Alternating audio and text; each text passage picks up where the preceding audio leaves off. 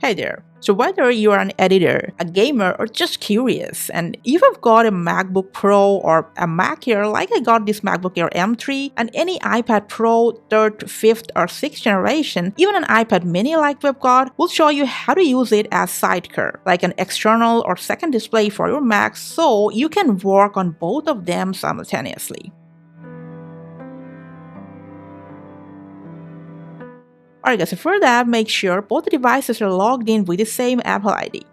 Also, they are using the same Wi-Fi and Bluetooth is turned on both devices.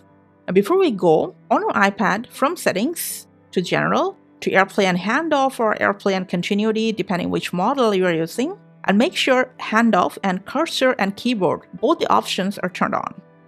Now we're going to go to our Mac and then simply click on the Control Center. You'll get a screen mirroring option, just click on it. If everything is okay, your iPad's name will show up in here. Just click on it, and your Mac screen will immediately start displaying on your iPad. From this drop-down menu, select if you want to mirror your iPad or you just want to use it as an extended display. Since I want to use it as a second display, I'm keeping the second one selected. If you go to Display Settings from there, and then click on Arrange, you can rearrange your iPad's position according to their physical position to left or right, wherever you have placed your iPad to your Mac. And if you want, select whether you want to use your iPad screen as the main monitor. Now after that, you are all done. You can now drag any window towards left or right to your Mac, wherever your iPad is sitting, and just keep using your iPad as an external added display to your MacBook. And just work both of them simultaneously with the same cursor.